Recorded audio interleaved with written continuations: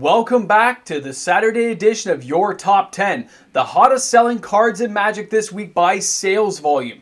I'll be showing you cards going from number 10 to number 1 and how many copies sold this week. Thanks a lot for sticking around, and of course, if you enjoyed the video, please don't forget to like and subscribe.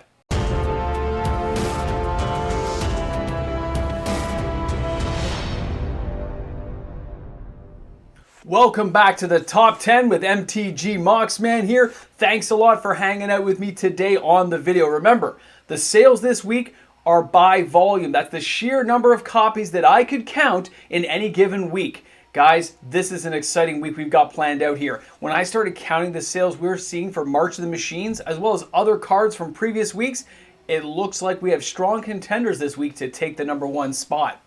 Now, whenever a new set's released, remember, expect strong sales. You have a lot of people who are interested in so many of these cards. They can't wait to get their hands on them, to get the juiciness in there and bite right in and have a good time and start brewing. But after the first week or two of a new set, that's when older cards can start creeping back in there when everyone least expects it because, hey, things have calmed down. We're waiting for the next set. So let's get started. Let's check things out. And remember, this was your top 10. You're the ones buying these cards. Thanks a lot, guys. Let's get it started.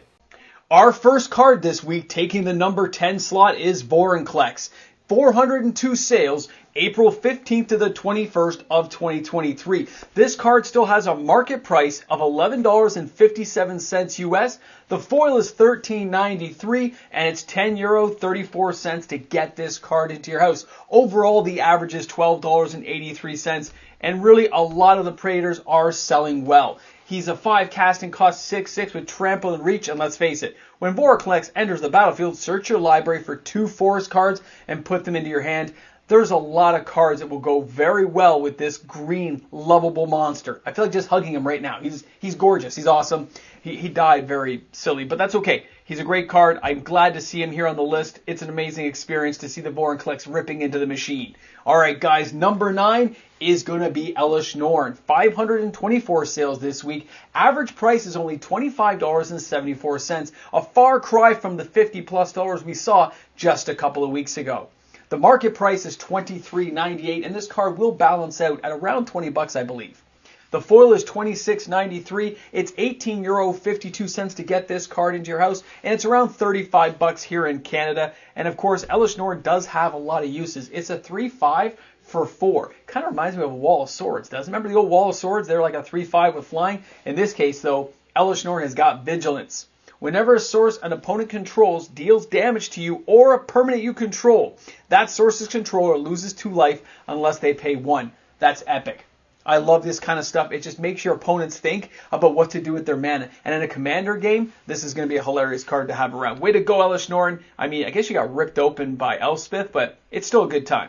All right, guys, the number 8 card is Cami, the Whispered Hopes. Look how inexpensive this card is. 603 sales. It costs less than $1. That's right. I'm just going to say it's less than $1. You can see it on the screen right there. And when we take a closer look at what Cami is here, it's kind of interesting. It kind of reminds me of old school cards. 1 green, 2 generic for that 1/1. It's a spirit, but it says if 1 or more +1/+1 counters would be put on a permanent you control, that many +1/+1 counters are put on the permanent instead. So you get to add an extra one. It's kind of nice. But then Cami actually says add X mana of any one color, where X is Cami Whispered Hope's power. That's kind of cool. So you can pump this card up. It's like giving yourself a whole extra mana selection there. It's like its own little mini Gaia's Cradle based on how many +1/+1 counters you get. And with things like Oziloth around, this is an interesting kind of combination card you can have. I like the look of it. I'm not overly fond of the art, though, I'll be honest. I thought they could have done a better job. Let's drop down to number 7, and that is Sunfall. Your new board clearance spells are going to be big. These all fall down to a couple of bucks. 609 sales. Gets the number 7 spot. Market price is only $1.52 US. A foil is $2 US. It's €1.70 to get this card into your house. It's around $5 here in Canada. And when we take a look at Sunfall, I have seen people using this in Arena. I haven't been to the local LGSs since last week, so I don't know who's actually playing with it right now. But the incubatability, it really just reminds me of that Lazzle top plating stuff we saw in War of the Spark. They seem so similar in how they've done some of the cards. I feel like I'm kind of playing War of the Spark, even the storyline, just the way it feels to me. Too bad, though. I mean, Nicol Bolas is just a better villain than what they gave the Phyrexians. And they didn't kill Nicol Bolas off, and they shouldn't have killed all the Phyrexians. Anyway, besides the point, Moxman's complaining. Let's move it down to number 6, and that is Drena Ilinvala. 723 sales this week, 723.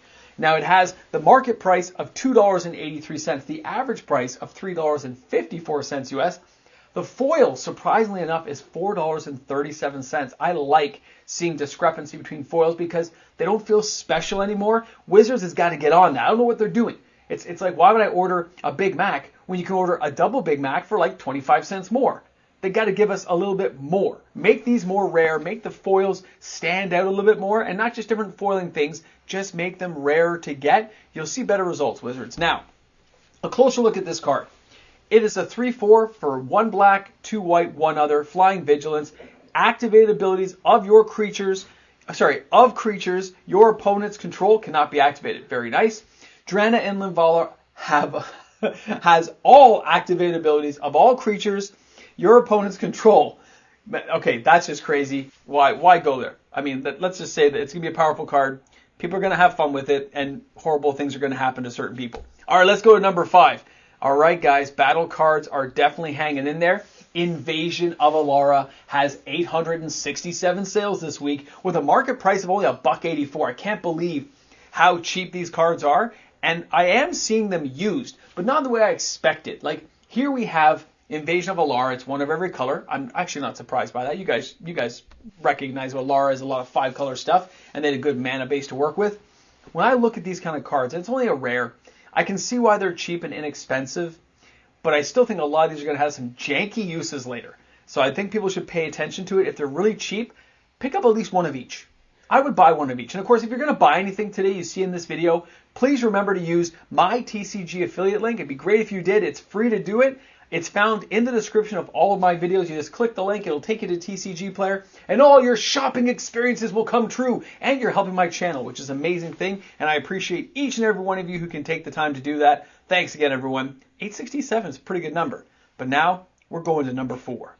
And that is Tribute Up to the World Tree. When I look at this card, 1,197 sales. It was, number 1 last week. So it's already dropped down to number 4. The price has kind of been flip-flopping around. We got a market price of $5.03, but an average price of $7.02. Foil is $7.17. Those are U.S. prices. And of course, €6.92 to get this card to your house. It's about $10 here in Canada. But when you look at the card, this is not a horrible card. The Tribute to the World Tree is not a bad card, but you've definitely got to be using a lot of heavy green to make this thing work. And I think that's where people will kind of get messed up, is the idea that this kind of card, you have to rely heavily on green. So I can see it being used in a mono green deck, maybe with a splash of another color, but it's going to cost you to get this kind of stuff going. But with all these cards that are comboing, like the Cami and stuff, you never know what's going to happen. We're going to have some good times coming up very soon, I can tell. But now we're already down to our top 3. Can you believe this? We've already made it this far down, and your number 3 card is Italy, the Primal Conqueror. 1,274 sales. Again, this card was like $23, $24 Canadian. It's already down to less than $10 US. The average price is $6.49. The market price, $5.58. The foil is $6.70. €3.85 to get this card to your house. And of course, when you look at this bad boy of comedy, you can see he is a giant beast. And when he transforms, yeah, he's an 11/11 that's basically going to wipe the battlefield clean. And I can see why people like it. I can see it. It's just the idea you could sneak attack this guy out there and just slaughter somebody that gives you a smile. And you know what? It's very inexpensive.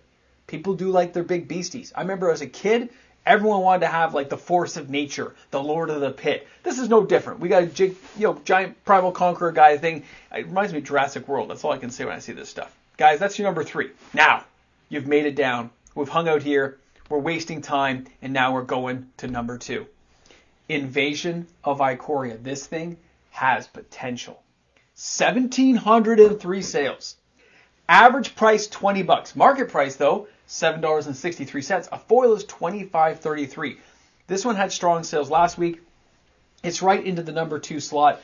Remember, cards like this, very interesting. We don't know how they're really going to play out because these type of battle cards are new, but I like the idea of it. It says when Invasion of Ikoria enters the battlefield, search your library and or graveyard for a non-human creature card with mana value X or less and put it onto the battlefield.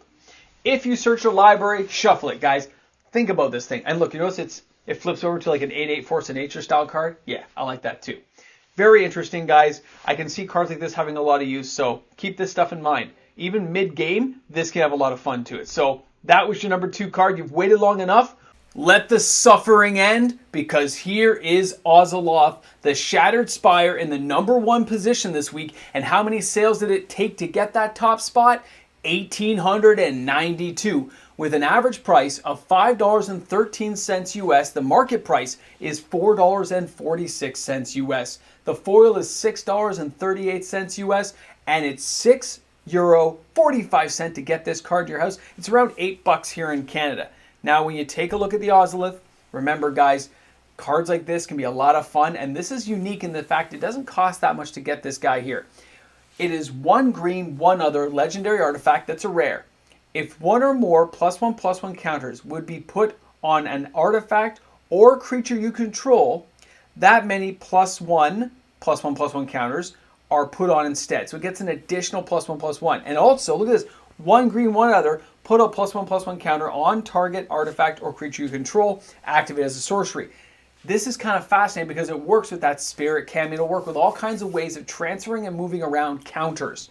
I like the idea of this. I think it's going to find a home, maybe not right away, but I think people are going to recognize the value of cards like this. And I think it probably should be around a $10 card by the time things settle, if people can find a real use for it that makes it fit into a deck. If it can be brewed properly, and of course after effects inside of bigger commander decks or fun stuff. We don't know yet. We won't know until really see, get it going about 3-4 months from now, and we'll find out how it turns out. Guys, thanks a lot for hanging out with me. This was your top 10.